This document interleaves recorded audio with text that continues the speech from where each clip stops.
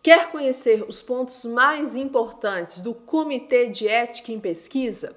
Então assiste essa videoaula até o final.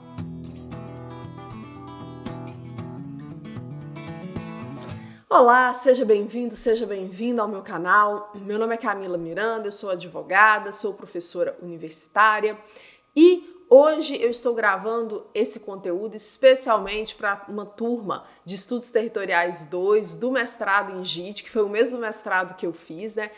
Eu participei de uma aula especial para essa turma a convite do professor Franco, já deixo um abraço para ele e para a turma. E eu falei sobre a minha pesquisa de mestrado e surgiram muitas dúvidas a respeito da submissão de pesquisas perante o Comitê de Ética. E como eu tive essa experiência, né, de fazer uma pesquisa que precisou passar pelo Comitê de Ética e hoje eu integro o Comitê de Ética da instituição em que eu leciono, eu resolvi gravar esse vídeo, né, para sanar aí algumas dúvidas iniciais do que seria este comitê, como que faz para submeter e ao final eu vou falar um pouquinho da minha experiência, como que foi passar pela submissão perante o Comitê de Ética como pesquisador. Ou como pesquisadora, né?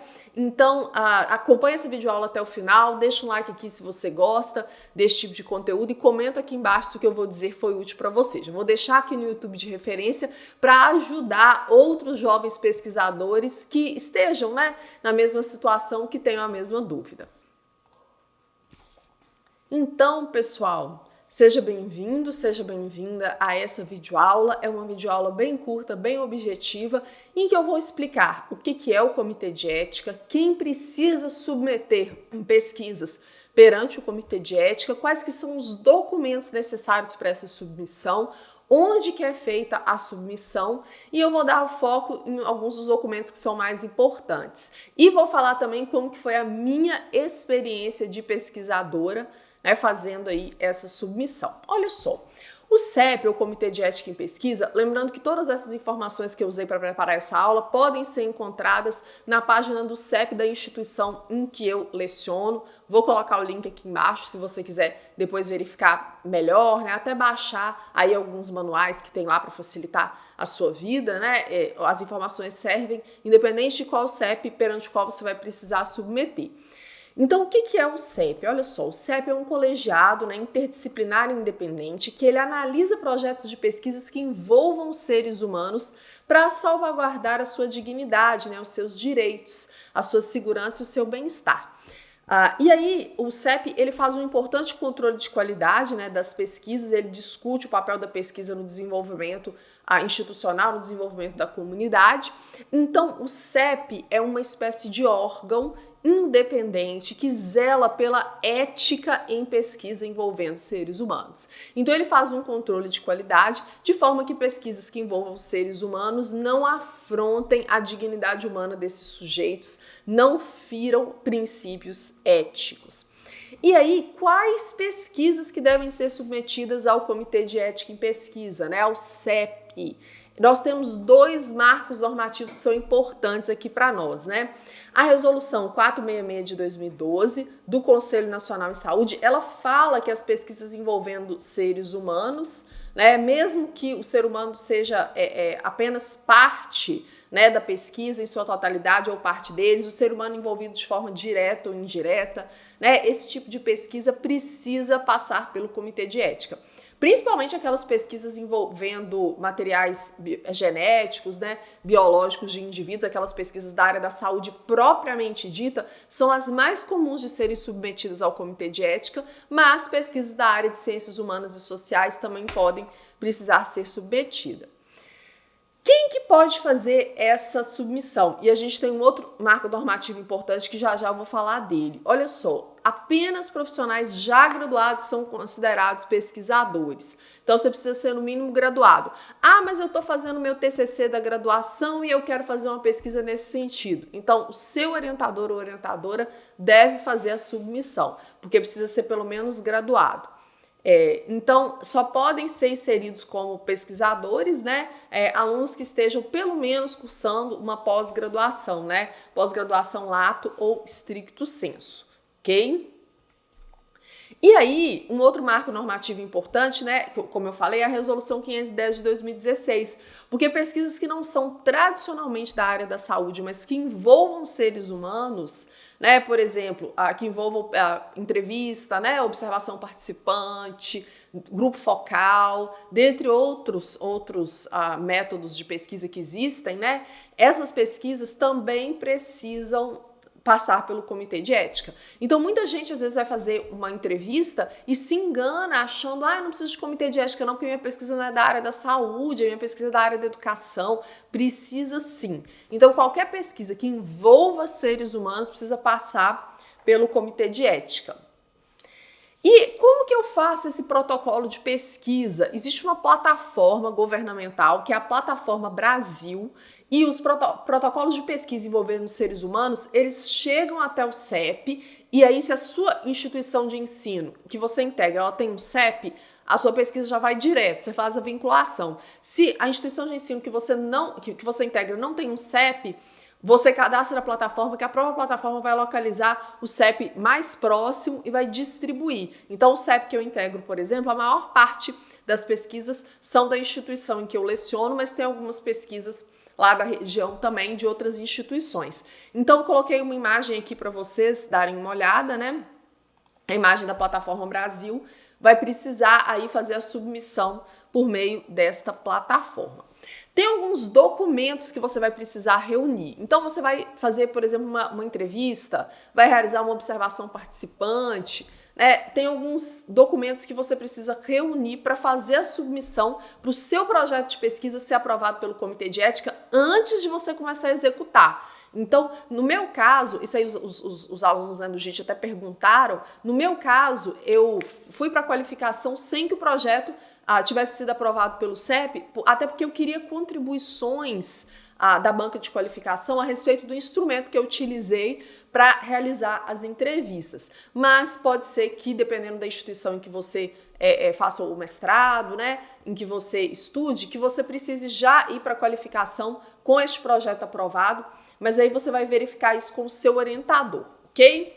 Quais que são os documentos que você vai utilizar então? Tem uma folha de rosto que você vai preencher, que é gerado pela própria Plataforma Brasil, né? Tem o termo de consentimento livre e esclarecido, que é quando o pesquisador, quando o participante de pesquisa, concorda em participar, que você faça pesquisa com ele, né? Então, o termo de consentimento livre e esclarecido, TCLE, é para participantes jovens e adultos. Se o participante ele é adolescente ou é uma pessoa incapaz, né, o responsável legal por ele vai ter que assinar te autorizando o TALI, que é o termo de assentimento livre e esclarecido. Dependendo, precisa do termo de uso de bancos de dados, né? Se a pesquisa envolver bancos de dados restritos, você vai precisar providenciar esse documento também. Vai precisar de um termo de anuência institucional. Então, o local onde vai ser realizada, né, a coleta de dados. Então, você vai fazer a pesquisa, por exemplo, dentro de um hospital. Então, o diretor do hospital tem que te autorizar, né? A instituição onde você vai realizar a pesquisa, ela tem que te autorizar, é o TAI. O pesquisador também assina um termo de responsabilidade e compromisso, né, de que ele vai agir de forma ética, de que ele vai manter o sigilo das informações, dentre outros. E você precisa anexar também os instrumentos de pesquisa que serão utilizados na coleta de dados. Por exemplo, questionário, se for aplicar questionário, né, o instrumento da entrevista. Se você for fazer um grupo focal, um roteiro, né, dentre outros aí. São os documentos que você precisa incluir.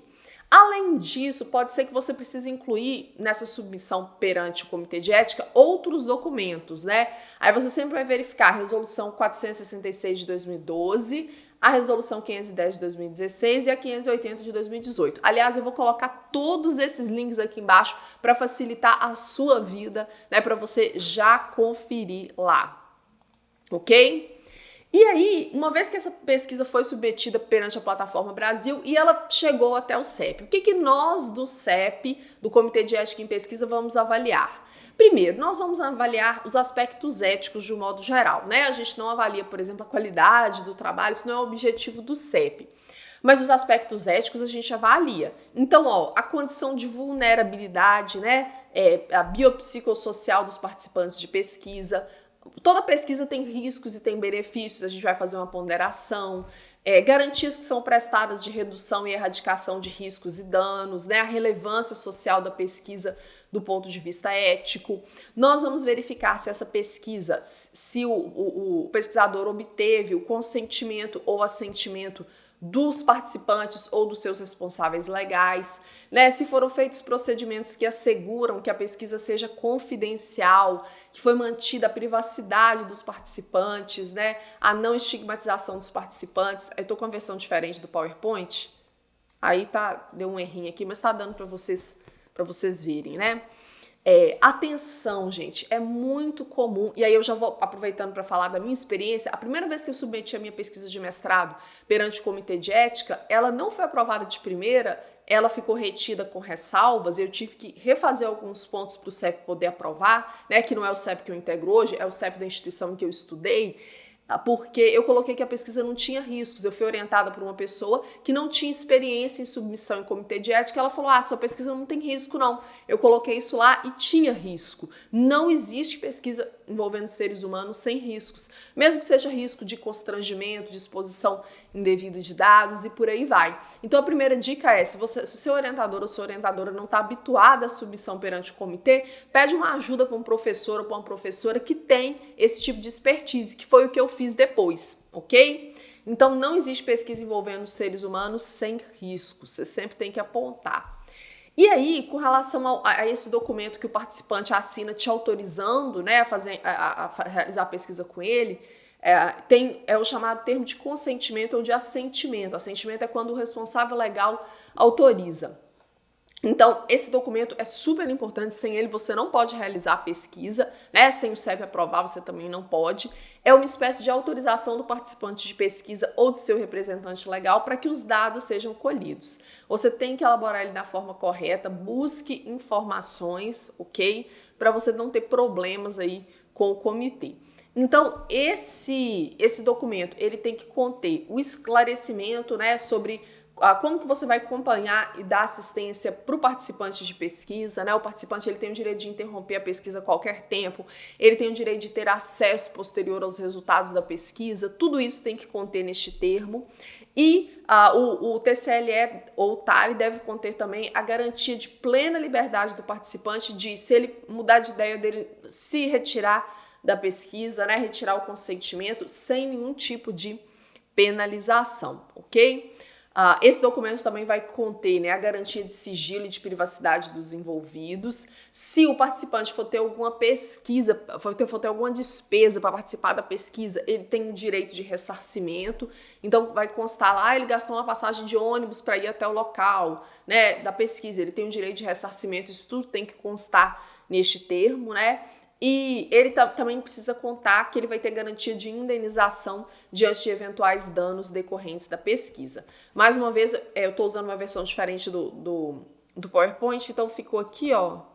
A gente tem alguns erros de digitação, mas nada que atrapalhe o entendimento. Eu fiz uma pesquisa, eu vou até deixar o link aqui, da minha pesquisa de mestrado, né, eu vesti de gari e varri as ruas com as trabalhadoras, né, da limpeza urbana do meu município, da minha cidade de origem. Então, eu fiz observação participante e eu também realizei algumas entrevistas com elas. Precisei passar pelo comitê de ética.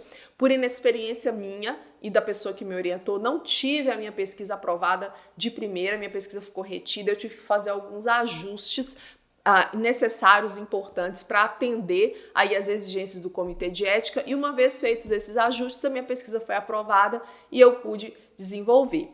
Sou 100% a favor do comitê de ética, acho muito importante que essas pesquisas passem por esse tipo de controle. Assim um processo um pouco burocrático, que você tem que ser cauteloso na hora de elaborar o seu projeto e fazer a sua submissão, reunir os documentos, mas não deixe de passar pelo comitê de ética se você vai realizar alguma pesquisa nesses moldes, né, em que foi explicado aqui.